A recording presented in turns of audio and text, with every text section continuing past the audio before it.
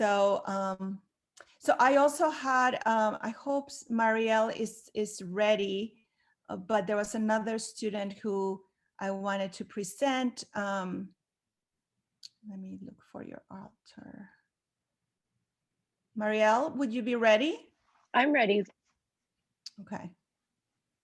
Do you remember where yours was? I moved them around last night to just, oh, there it is. Yeah. I just moved them around so that they would be like looking a little bit better on the Padlet. But so Marielle, Nice. They look very nice. welcome. So you want to tell us a little bit about yours? Yes. Hi, everyone. I went for a more traditional type of altar here, and it was also personal. The person who I chose is my nephew, who died at the age of 17 because of cancer. And at the time, this was very hard for me because I was 18 and he lived with our family. So it was very hard for us. And my family picked up making altars in the Day of the Dead to remember him as a way of healing and coping. And ever since then, we've been doing them. In this altar, I was very careful to include as many traditional symbolic items to ensure that Omerito could successfully make its way from Mictlan, which is the underworld, into the world of the living, which is ours. So I made a lot of, I added a lot of things, as many things as possible. For example, I added the water and the salt that is right next to each other in the front tier. The water signifies, the water gives energy to the spirit so the spirit can make the voyage from and to Mictlan. And the salt purifies the spirit so the spirit can go back to Mictlan without taking with him any bad energies or anything that he could pick up here in the world of the living. And then I used copal, which is an incense that makes a covering of smoke over the entrance in order to disallow any evil spirits or malignant spirits to come into the world of the living from Mictlan because of this entrance that I have created for Romerito. As you guys can see, there is Cempasúchil, and there is a path of Cempasúchil. It's odor and it's bright color. It's supposed to guide the spirit into the door, which you can see is a bridge, which is made of Cempasúchil. The bottom of the bridge is purple because it represents Mictlan, and the top is white because it represents heaven. And then I've included some personal things. I've added a El Diablito Loteria card to the left. And because he was a Diablito, he was very, very with and a very energetic kid. And then there's a little Hot Wheels car because he loved to collect those.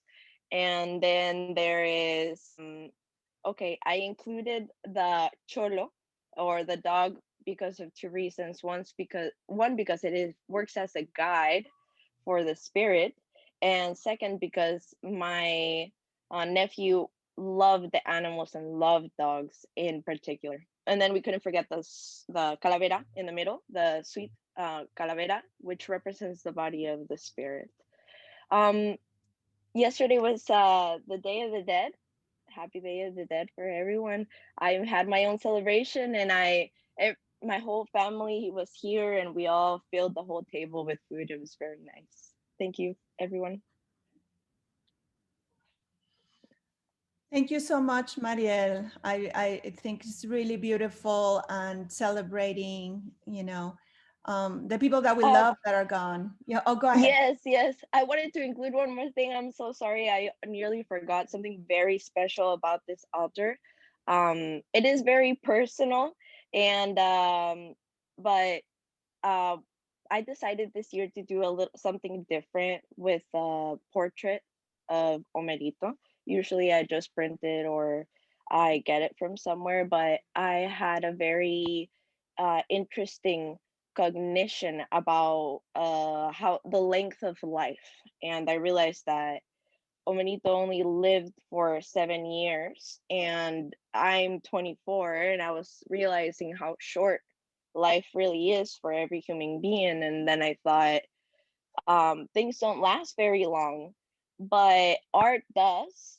Murals do, like my teacher has taught me, and oil paintings last up to thousands of years. So I decided to make an oil painting, and that is the portrait that you guys see right there in the middle. And in the cajita, I cut it and then I put it in the cajita.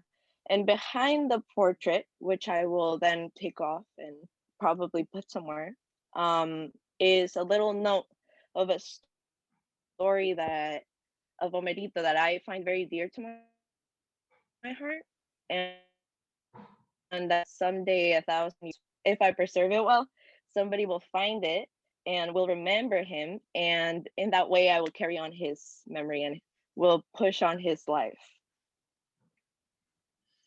Yes, you did a beautiful job with that painting. That's pretty amazing. And I wanna let all of you know that we have a publication at Mesa called the Visions publication. And I think some of the work that you've done for this project could be really wonderful. Professor Durillo is involved with that, so maybe we can tell you a little bit about that.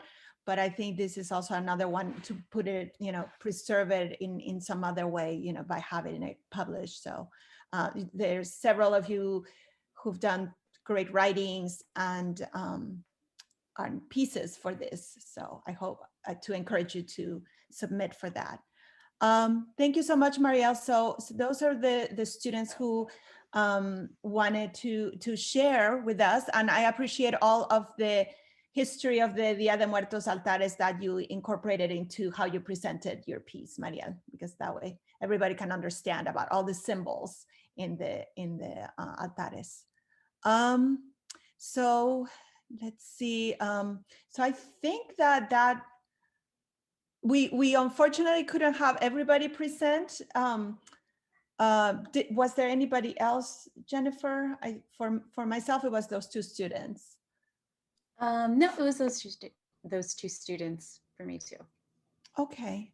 So, but I did, we'll put the link to the Padlet on the chat room. And so you can continue to look through these. And I think it's a wonderful compilation of works celebrating many different figures, sometimes figures in history, like here Frida Kahlo, and sometimes very personal.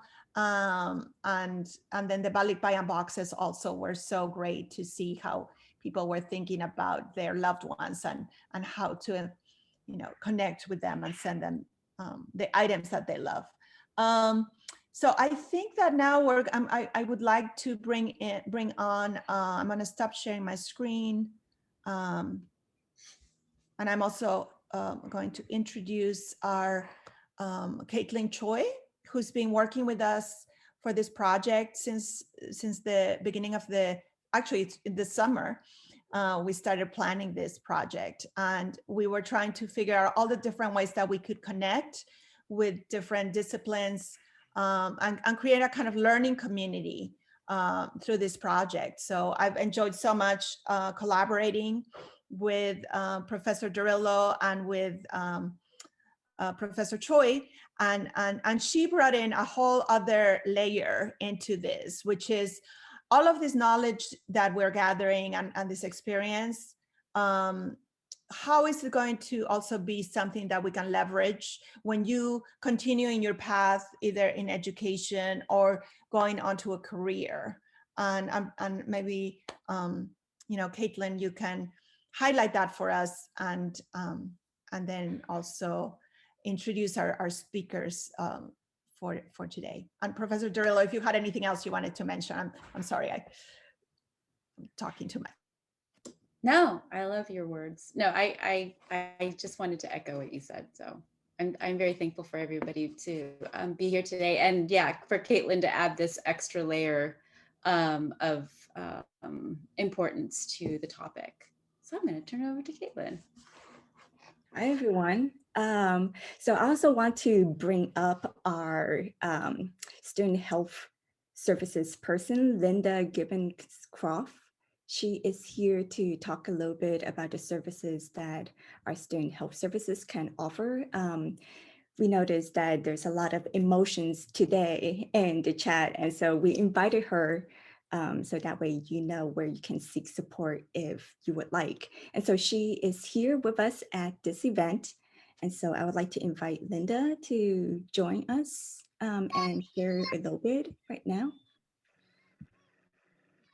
Thank you very much. Nice to be here. It was beautiful. I came in around the 10 o'clock mark, so I didn't get to hear everyone and did have a chance to look at the Padlet. So I'm a licensed clinical social worker with Student Health Services. Nice to see all your faces. I was scrolling through 61 people on here. And at Student Health Services, because you're a student at Mesa College, and you have access to, actually, if you're a student at any of Mesa City or Miramar, you have access to mental health services because you paid a student health fee. And those are free services. So if it turns out that you want to talk with someone, if things have, are arising for you, please take advantage of this service. Give us a call, and you can go to our website as well.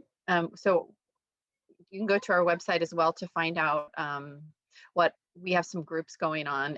So we have individual therapy, and we also have some groups happening. Like today at 3 o'clock, I'm going to be facilitating anxiety reduction skills. So things like that could help you feel a little calmer in tumultuous times. We have a Black student forum that happens on Wednesday. And then we also have a gay, lesbian, bisexual, transgender, intersex and questioning and queer group that happens on Wednesday. And we have another anti-anxiety kind of a Be Calm group on Thursday. And then we also have a group called Connections, where students play Jackbox games together and we just take time to have some fun and connect. And you can find all of those on our website. Student Health Services, mental health, and all those flyers are there. So just wanted to let you know that. I look forward to connecting, and I'm here until 11 today if someone did want to have a breakout room and connect further. Caitlin, does that answer all the questions? Is there anything else I can speak to? Nope, this is perfect. Thank you. Thank you so much. Appreciate you joining us today, Linda. All right. Caitlin, I was also wondering if at this point, should we go on Facebook Live for the speakers? Yes, that's exactly what Jenny and I were chatting about, is getting set up for the Facebook live stream. And in the meantime, I would like to bring up Professor Durello. So this project has been a celebration of multiple cultures. And we see the expression of that through the projects that students work on, and also with the panelists who'll be sharing later on. And so in recognition of that, Professor Durello will be sharing with us a land acknowledgement statement.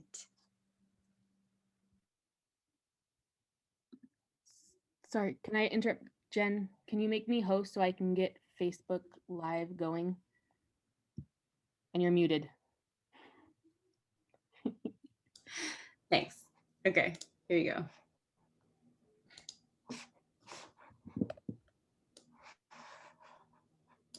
So we appreciate your patience as we are navigating through this wonky virtual space. It's my favorite virtual space. It's the only. Happy Durello. I know. So Jenny, do you want to give me the go ahead, and then I'll read the acknowledgements? Yes, I'm getting there right now. It's just loading. Okay. So yeah, I don't know if many of you realize that the land that we all occupy currently are belong to the Kumeyaay. So something that Caitlin and I, we attended this pretty inspiring institute over the summer called Speak Out Institute. And they, have this statement that acknowledges the land, life, and labor of the First Nations people, to whom they're the stewards of this land, and we're just kind of here as, visitors.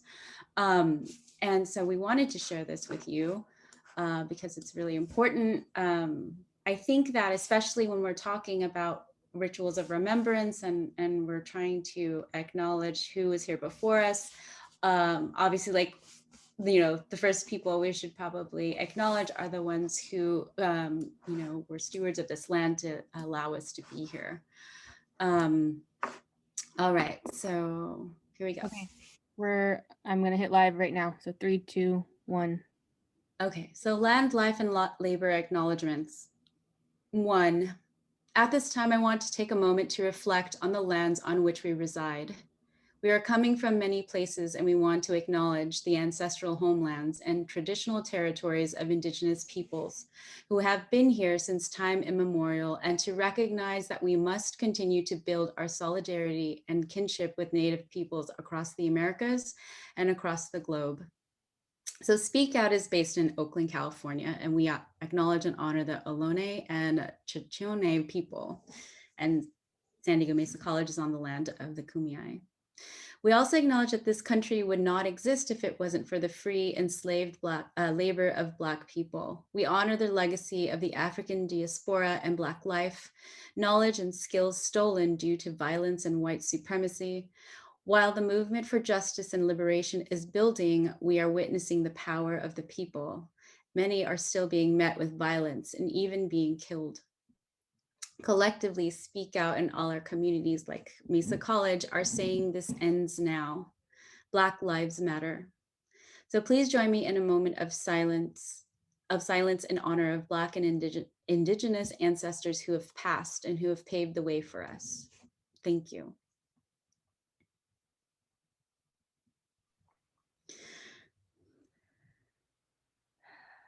2, as we do our final land, labor, and life acknowledgement, I want to share with you a statement from Northwestern University's Native American and Indigenous initiatives, and this is why we do it. It is important to understand the long-standing history that has brought you to reside on the land and to seek to understand your place within that history. Land acknowledgements do not exist in a past tense or historical context. Colonialism is a current, ongoing process, and we need to build our mindfulness of present participation. So please take this moment to reflect on the lands on which you reside. How did you get there? Who were the original caretakers, and how do you plan on building or continuing to build in solidarity and kinship with Native peoples? How will you ensure that the voices of Native America are amplified on your campuses and institutions? We honor and acknowledge the land and life of Indigenous people, past, present, and future. And please join me in a collective breath. As all of our liberation is tied together, and so is our history, we also acknowledge that this country was built up from the free enslaved labor of Black people. And we honor the legacy of the African diaspora. We pay respects to Black life, knowledge, and skills stolen due to violence and white supremacy. With this acknowledgement, we also recognize the duty to give honor through our work and continue to stand up for racial and social justice every day. So if we can, let's just take one big collective breath in and then out. Okay, thank you. Thank you, Professor Duello, for sharing and leading us through the land acknowledgement statement. And so at this time, we are excited to be sharing with you our industry panel featuring Dee Dorsey from San Diego Workforce Development, Gail Slemon from Northrop Grumman, and Deona Alarcón from our district, San Diego Community College District. Similar in spirit to what you heard from Wayne and Rizal a month ago, they will be sharing their cultural backgrounds, how it provided them with the strength to navigate challenges in their lives, and also how they are able to manifest their full authentic selves in their careers. So when Wayne and Rizal kicked off the project a month ago on your Cajita Autos and Balikbayan boxes, a major theme from their talk was this notion of home, how we carry that within us and how we can share this sense of feeling at home with others. And when I was looking at your postings on the Padlet and listening to your presentations, I felt very much the sense that your Cajita Autos and Balikbayan boxes are an extension of your home, that they are these sacred artifacts that expresses your love and cherished memories with these important people and how they continue to inspire you still. I also appreciate the gentleness in the way that you are connecting with one another in that space and also in our chat box, in the way how you're connecting with each other through these presentations that we're having. So in continuation of this theme of home, we invite our speakers from different industries to share their stories with you of how they remain true to who they are in their careers and pieces of home that they carry with them everywhere they go. In your Cajita Autos and Balikbayan boxes, you engage in that deep work of self-reflecting, of using your voice to honor someone who is important to you or inspires you to build community, to share a sense of your home with one another through affirming each other's projects and stories. And now with our speakers and their stories, our hope is to support you in your next step as you finish up the class, look towards the future, how to channel your voice and live experiences to self-advocate and push forward in the face of adversity in your academic and career journey. So as you're listening to our speakers, I encourage you to make connections between their stories and your story. Which strengths are they carrying that is similar or different to the strengths that you have or want to cultivate? You're welcome to drop your questions in the chat and we'll get to them at the end during the Q&A portion. You're also welcome to unmute yourself then and join in the conversation with your questions. So now let's get started with our speakers. So I'm going to take this time to unpin my other facilitators and pin up our speakers. So let me find them. Let's see. And Jen, if you can help me with this, that would be great too. Yes, So first. Gail, and here's Antonio. Oh, we got it. And there's D. Okay. All right. So if you can unmute yourself, that would be fantastic. So let's get started. Please share a little bit about yourself, your education, career, any part of your identity that you feel comfortable to share. Dee, will you kick us off? Sure thing. Good morning, everyone. And before I go into sharing, I just want to say thank you to everyone, to the students, to the staff for this invitation, and to the students for sharing such powerful a piece of yourself. It was great, and I felt the connection through the care that you have taken. So I really appreciate that. Thank you so much. My name is Deona Dorsey, better known as D. Dorsey, and I'm currently a program specialist with the San Diego Workforce Partnership.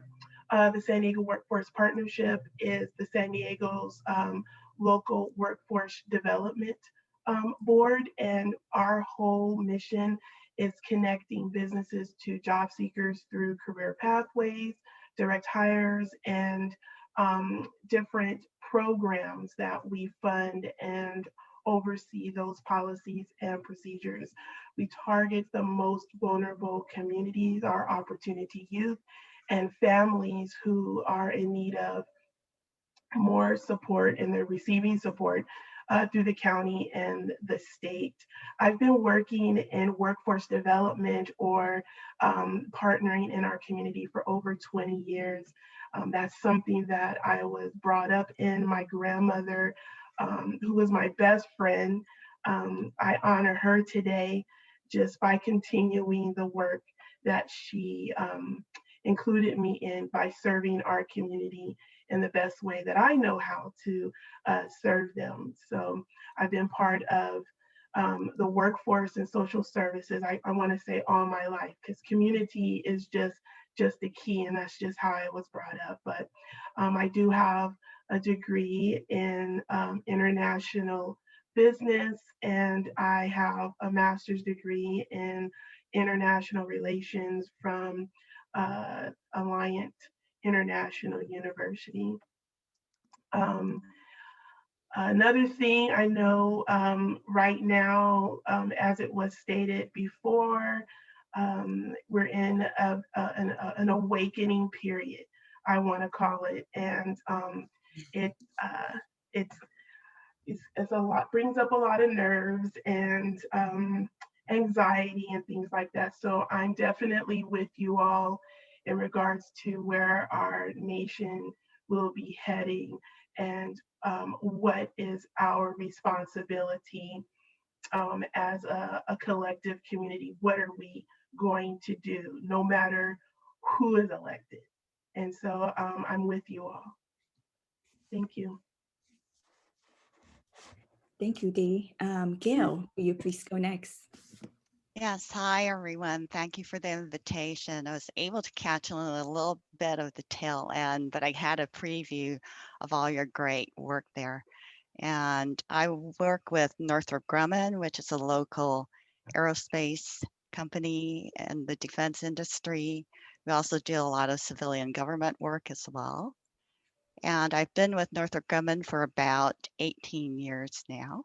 So very blessed to have a very good job and ability to work totally remotely at this point in time, which has been very unusual for not only ourselves in industry, but also for your students as well, who are attending classes mostly virtually. So it's a very trying time on all different facets of our lives. I wanted to share a little bit about myself. So I am third generation of Japanese ancestry and grew up in a multi-generational household. I also grew up in Honolulu, Hawaii. So as you can imagine, the indigenous statement brought some memories to my mind of the Hawaiian culture that I grew up with. And I was very blessed to have that in my background because it gave me the opportunity to be very accepting of not only my culture, but of those in my community as well. So I was the first generation to go to college, and I decided I would run away from home. So I would go as far as possible in the United States to go to college. So I went from Honolulu, Hawaii to Ithaca, New York, which is in upstate New York, to a college called Cornell University, and enrolled in engineering there. So that was a cultural shock for myself because having grown up in a very multicultural environment, I was then thrust into an environment where the majority of the students were from New York City, Manhattan to be precise, so very different community. But that gave me a new perspective. And I was very blessed to be able to do well in engineering there. My degree is in electrical engineering. I have since then found San Diego, which is a lovely place to be. I actually sought out work in San Diego as I was graduating because of the beautiful community here. And I have a master's degree also in systems engineering from University of California at San Diego. Northrop Grumman is a wonderful place for me to work because it's very accepting of everyone to be their whole selves and bring their whole selves to work. We are touted as one of the best employers. You can look us up on Indeed.com and other sites for our diversity and inclusion opportunities, as well as many of our employee resource groups. These resource groups both address gender and all different kinds of aspects of yourself, everything from being green 1NG, which means that we care about carbon, as well as going through virtual work at home opportunities as well. And it's been a wonderful community within the workplace to be able to express everyone's differences and celebrate them. So really appreciate that. One thing I did want to mention was that I was blessed to have wonderful role models, beginning with my mother and my grandmother. And I really relate to what y'all shared because I grew up with a family altar that had daily refreshes of food and drink. In fact, the altar got the food first. And then also the boxes, because I helped my grandparents and my parents pack up boxes that we sent to family that were still living in Japan. So I remember, of all things, packing Vienna sausage and Spam as being things that were appreciated. And I see Professor Dorillo shaking her head as well. So I think you can relate to that a little bit. So thanks for having me. Really appreciate being here. Thank you, Gail. My great grandma also has an altar at my home too, growing up. And so she's never that far away. And she always got the fresh food first before the rest of us ate.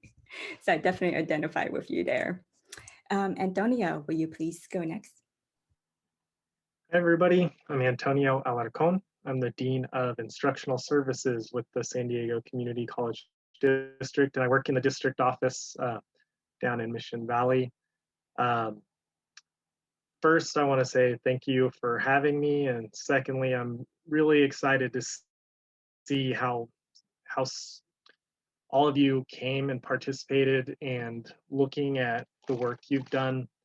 It excites me to see so many people here and engaged in such a difficult time. So I applaud you for your grit, your tenacity, and everything it's taken just to maintain yourselves as students when it could have been easy to do something, anything else.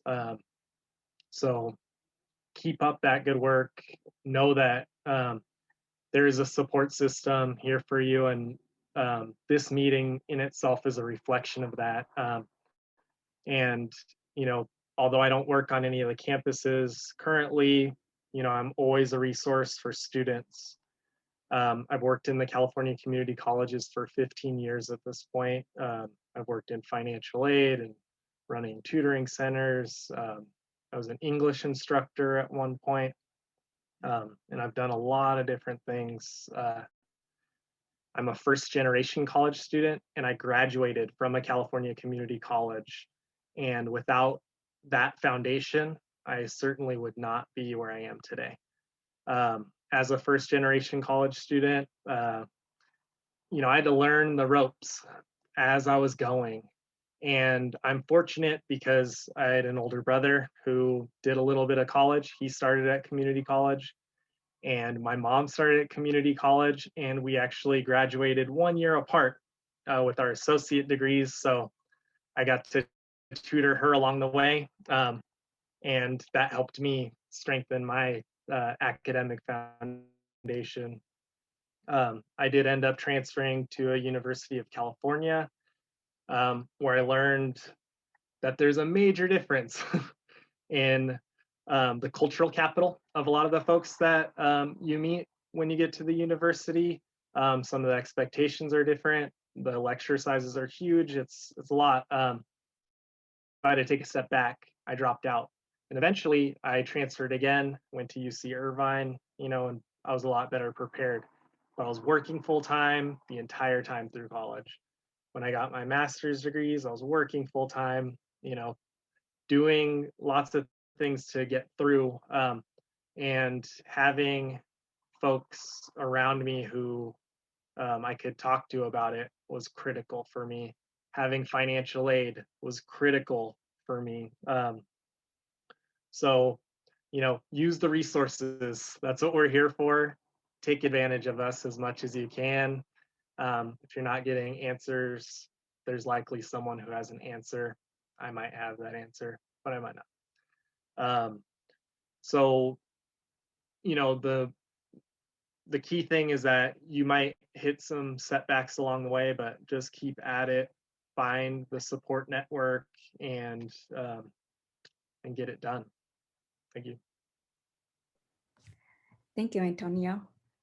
So With this question, I feel like some of you have already touched on this, but feel free to elaborate or to focus on a different part of the question. Who are the people you look up to? What are some of the values you grew up with, and how have these shaped your career goals? And anybody would like to start? Yes, I'll go ahead and start. I mentioned my grandmother. Um, she definitely became my best friend as I got older. It wasn't always like that, of course, because she was more of my parental guidance and getting me prepared to be an adult. But my grandmother, Dr. Loretta Ann Gonzalez, she was a woman who was an advocate for children, especially those at that time, they were called disadvantaged youth. Today they're called opportunity youth. And so I was actually one of those disadvantaged youth. I was also a latchkey kid, and my mother had remarried, and he was in the Navy, and we moved to the Bay Area. And I eventually ended up back with my grandmother because my mother had to. She made a decision that changed the trajectory of not just my life but hers as well. She put herself in a rehabilitation, and so I spent most of my time with my grandmother, and I was always instilled, and I mentioned before about community and how community is so important and building trust within that community. And so from the Bay Area, I moved all the way down to the Valley. I don't know if many of you've been to El Centro, Yuma, Calexico, in those areas. I stayed there, and we call that the pit of hell because it just stays hot. It's just hot. It's really, really hot and really, really cold. It's just the bottom of the desert. But it was a transformational period for myself, and I learned a lot in that community, being there with my other family, my great aunts, and just seeing that space that I've never seen before, and how integrated they were in the community. My one aunt, she was a librarian, and then my other aunt was a nutritionist for the public schools and things like that. So just seeing them so ingrained in the community and just giving their all, that was something that has always been a part of me. And now that I'm a parent, I'm passing that down to my children, and they're intertwining, those those those values into their careers and where they see themselves, moving into college. What are they going to look into and thereafter? So I reflect on my grandmother a whole lot. That's how impactful she was in my life, and just her heart for people. And that's how I grown up, and I'm passing that on to my children to do the same.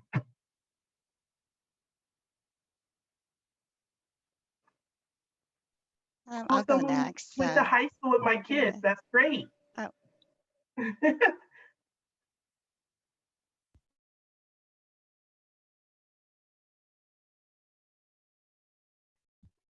I love the comments there. I also am a fan of my grandmother as well. I mentioned multi-generational household. So my mom was a working mom, and she taught me the values of being very self-sufficient, working hard, getting things done with the resources I had at hand.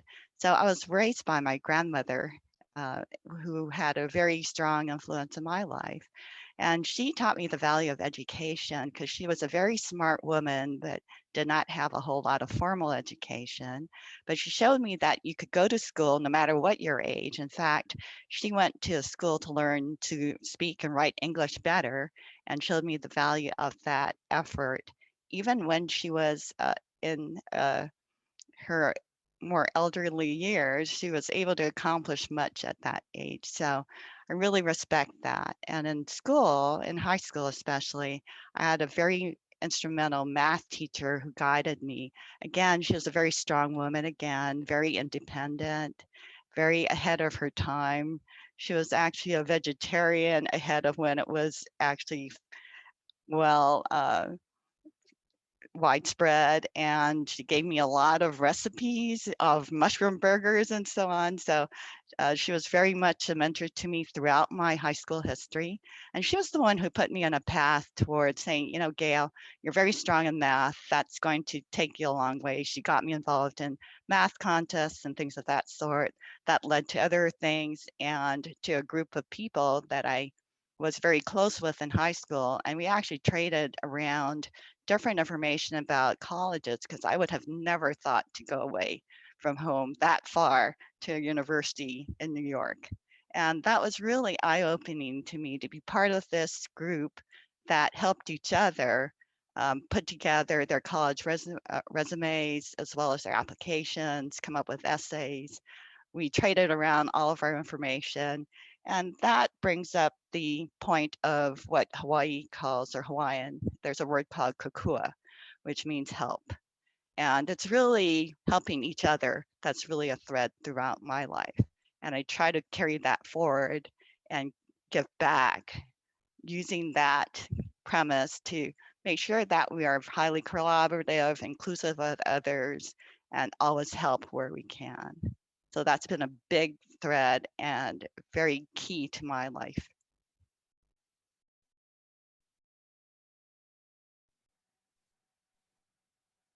Yeah, I'd say there are three kind of main consistent individuals who have helped shape me as I was growing up, and then, you know, countless others along the way. You know, that building that network and finding mentors and then becoming the mentor, it's, you know, it's a cycle that it's critical for growth and, you know, being the best version of yourself as possible. But of course, my mom, as I mentioned, we went to college together. She, you know, single mom, and she was a very powerful person. And I know a lot of us have, you know, a similar kind of story and relationship, you know, with our moms, right, and our grandmothers. She wanted to provide the opportunities in any possible way we could, and even if we didn't have money, she would find a way to open doors. And she always pushed us to get it done, you know, which led to, I think, my brother's kind of presence in my life as, I guess, the man of the house, as it were. You know, he understood that I saw the world in a different way than a lot of other folks. So he was constantly throwing out different ideas on ways in which I could express myself and, you know, possibly lead myself in a career direction. And then there's my dad. You know, my dad, I didn't live with them growing up. However, he was very much a part of my life, and he only got through 8th grade, but he was one of the most hardworking individuals I've ever met. You know, he was the type who would be up at, you know, 4 a.m. to go do exercise before working in the yard all day, and then work until sundown. And then, except for on the day of rest, he would not work on the day of rest. But, you know, he was the kind of guy who ran his last marathon at age 76. He lived to 89. You know, and he built a house by himself, kind of a thing. And, you know, at the end there, he was like, I'll build everything, but I can't get on the roof anymore. That's for you youngsters. And then he'd, you know, pull us in to do stuff.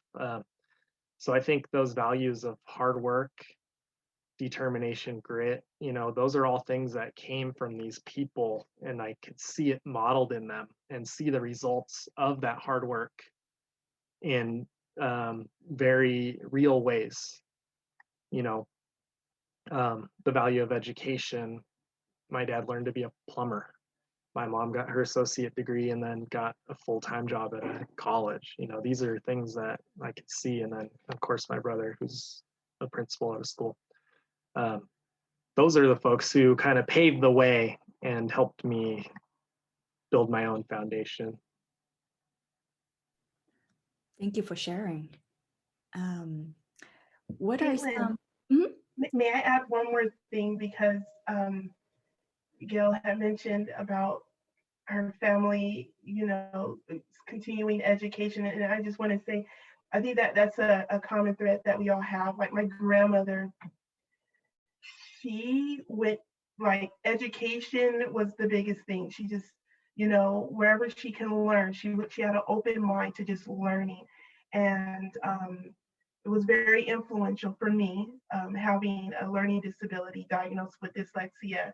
She always encouraged me to, you know, be my own competition and just continue, like, you know, just persevere and continue. And she went to school up until the day she passed away. She was like, education and get it where you can get it and just continue to learn. I just wanted to share that.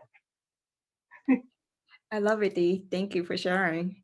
I hear a commonality that all of you are very open and curious to learn from your elders, but also from other people around you too, from personal conversations previously. So I'm wondering, what are some sayings or pieces of wisdom that impacted you? How have you used your voice in the past to advocate for yourself or for others?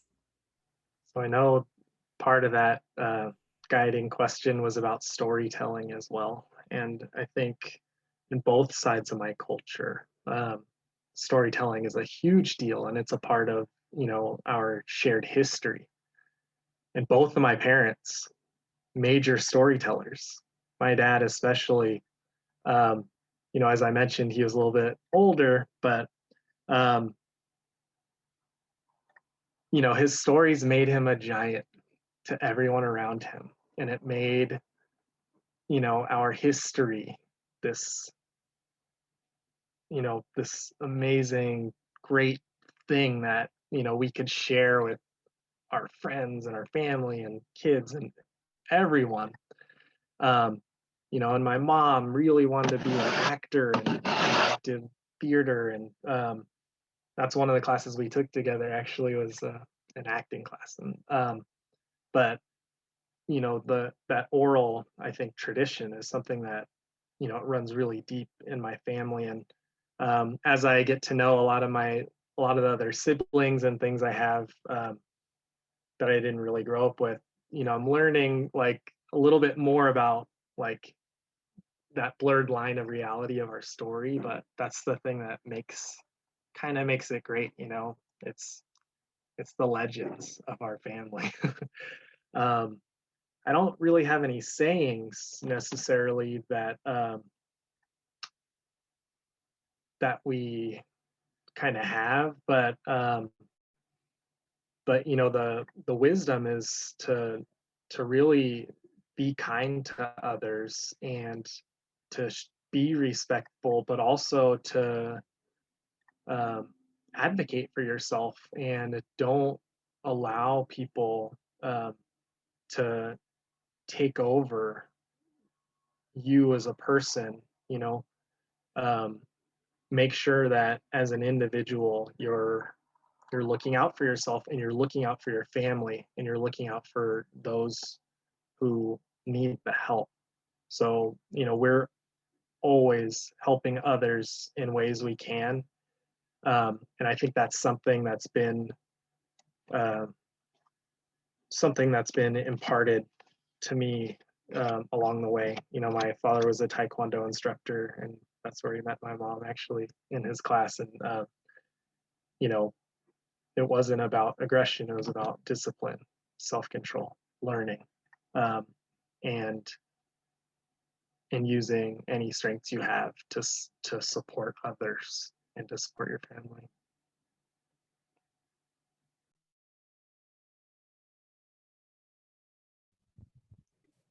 So I'll go ahead and share. So storytelling isn't a really strong cultural thread in the Japanese culture as practiced in my family.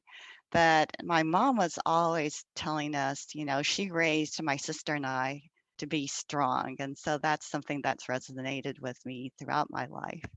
So we were taught to speak up and not be shy about sharing our true thoughts. And sometimes I speak up too often and I'm too transparent at times, I think. But it's important to speak up, especially as a minority voice amongst the majority, where if you see injustice, you speak up. If you see someone that's being passed over, you speak up, right? So what I do in my job now is I am an engineering manager. I manage about 300 people in a department, primarily software and digital engineers. And I do advocate not only for those in my department, but also for deserving individuals across our organization. So the ways I've done that is to actually write up award applications and nominations for individuals of Asian and Pacific Island heritage, as well as women of color. And I've been very active in doing that for a number of years. So it's very important to continue to advocate and mentor. And I just recently learned the difference between sponsorship and mentorship. And I believe that sponsorship is very important and it's a great degree of advocacy that goes into sponsorship. So it's very important to help advocate and connect your proteges to achieve their goals with your network. So I'm hopeful that all of those on the panel today can join me in that goal, because that's a very important aspect of helping people grow in their careers and in their lives as well. And I'm hoping that I'm then a very strong advocate for my children as well. I have two sons, which is really interesting because I grew up in a household of all women, and it was my sister and I, and my mom with my dad. And then now I have two sons, so it's my husband, my two sons, and then I being the only woman in my immediate household. So it's a really interesting shift for myself. And I hope that I've been a very strong influence for them as well.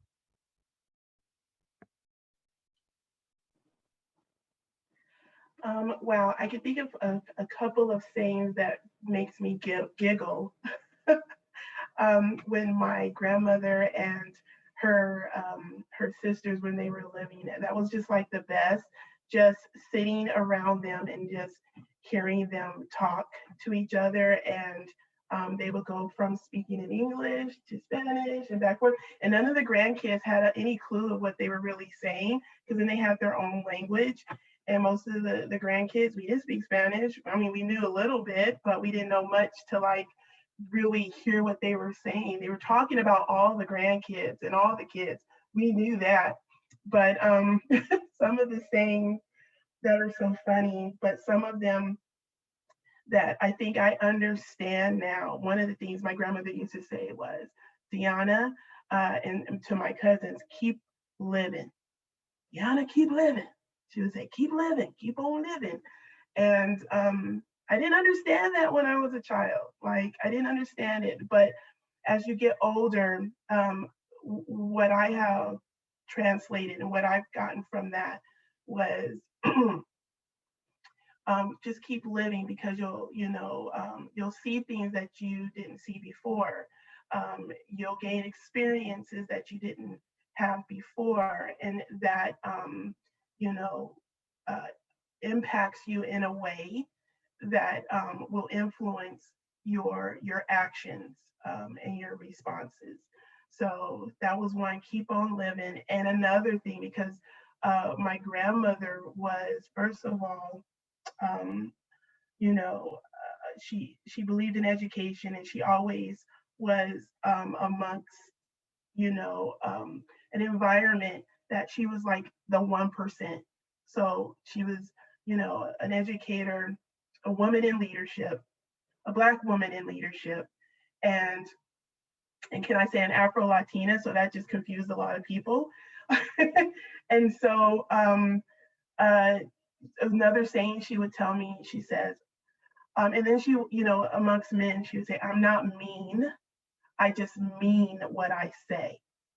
And so that was another saying, but grew up to be, someone, we were brought up to be integral, like, be honest, be true, in every which way. Be respectful, and stand up for what you believe in, and keep to your faith.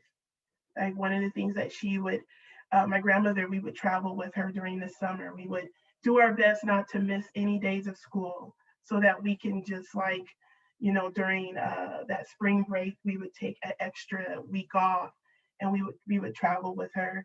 And the conversation she would have with my cousin and I, those were like the best and the deepest, most meaningful conversations when we were in the car. And I do that today. So storytelling, I mean, I don't know necessarily about storytelling, but I share my life. I share, the things that were shared with me. And those times are done in the car with my kids. And we're talking about everything. And she would tell us, whatever happens, don't leave God. And don't lose your faith, because that's what's going to keep you going and, keeping you positive and persevering and things like that. So that's what was shared with me.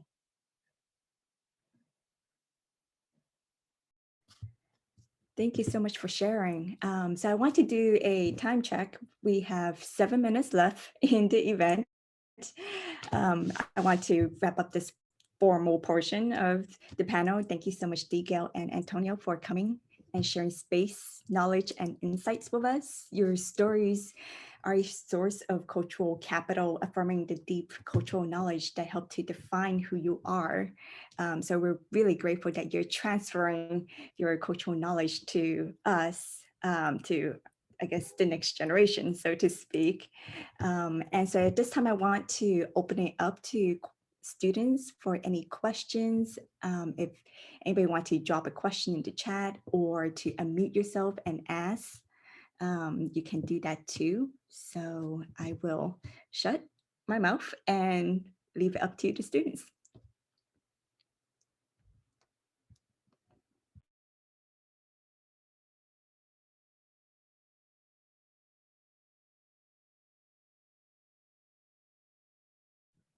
I think, Carlos, you had a question? Yeah, sorry, I was finding my unmute. Good morning, everyone, and thank you so much for all your great presentations. I really enjoyed hearing each and every one of them. They were pretty inspirational words and stories from all of you, so thank you very much. I actually wanted to share, well, first of all, my name is Carlos, and I'm from Mexico City. I've been primarily influenced. I wanted to mention because everyone was bringing up their grandfathers and grandmothers, and I'm saying, wow, well, they're definitely the ones who have the influence on us, while our parents are the ones who, at the same time, give us, the lessons, the morals, the education, and so on. Because a phrase my grandfather used to tell me was, and I'm going to say in Spanish, and then I'll translate in English, just so I have it clear. Si alguien pudo hacerlo, yo también puedo. Y si nadie pudo, yo seré el primero. And it translates to, if someone could do it, I can too. And if no one could, I'll be the first. And I think these have been very inspirational words for me. I'll wake up in the morning and say this, to the mirror, to myself. But my grandfather used to be a world traveler. He used to, be so open to so many cultures and all the people around. I've been very fortunate to be following his steps as well, traveling a lot. I'm such an open person with everyone. I mean, there's probably no one I could not have like a conversation with. And really, it's been like with this saying, you know what, if someone could do it, I can too. But if no one could, I'll be the first. That's really, it puts you like where we are standing right now, where we're all driven, to make this thing and let's go vote. we can make a change, you know, and it's an implication that we can be the first and also like the voice for anything that we want.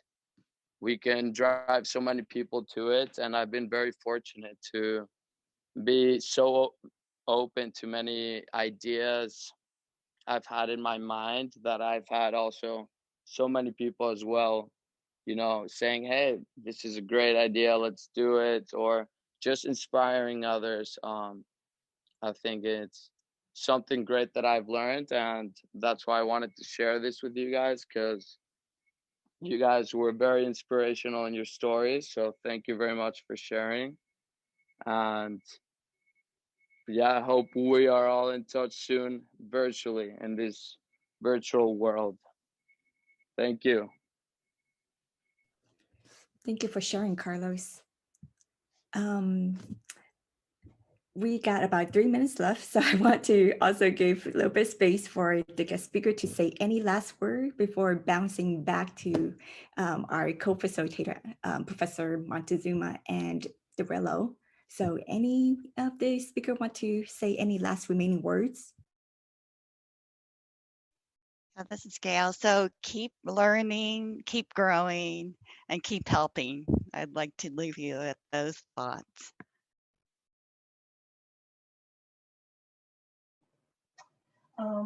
Yes, ditto what Gail said, and also know that you are worthy and you are worth it.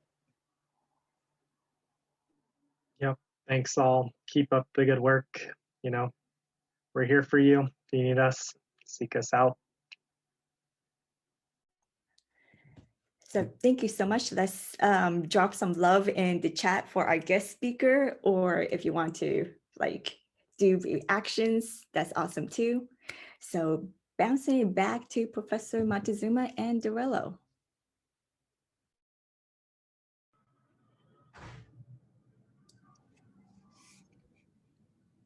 I don't know, Carlos getting me a little bit emotional there at the end.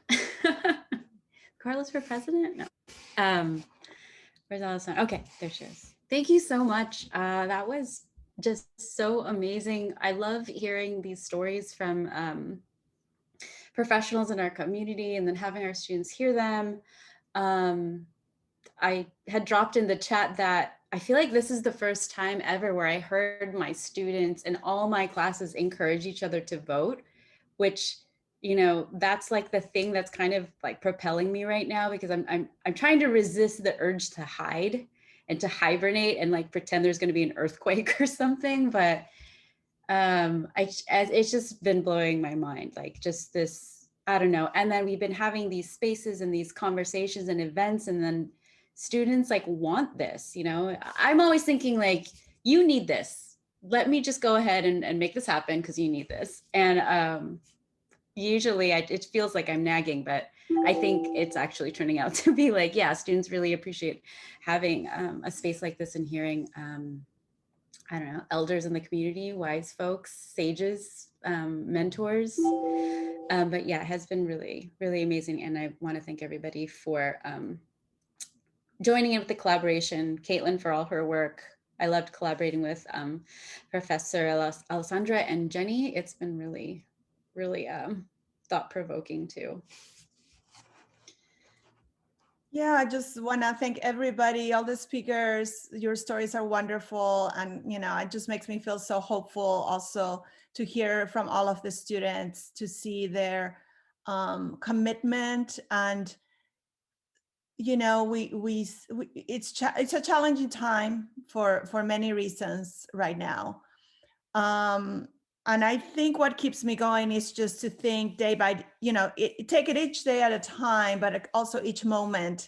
How can I be there for those who might need me, but also how can I be open to receiving, you know, help and support from others too. And I think those are kind of two things that I'm thinking about. And I know that we're getting close to the end of our semester. And again, and it's kind of coinciding with the election time, which is uncertain time, you know, for many reasons, wherever you stand. And it's also, uncertain because of the virus and other things. But I just want to tell the students that we are here for you, and that we have to make a plan so that you end strong this semester. And besides all of the things that are going on around us, I want to be sure that we communicate with each other and figure out how, how we can help you achieve, what you need, what your goals, basically, and keep your eye on that, because I think that's important to have those goals to work towards. And again, thank you so much, Caitlin and Jennifer. And also, we didn't introduce Jennifer Armour, but she helps me with the gallery, and she's been helping us all along to kind of quietly working things in the background. So thank you so much. And that's it. That's all I wanted to say. Thank you so much, Antonio and Dee and Gail, for joining us too, and all of the other professors, Ramali and Linda, also for helping today.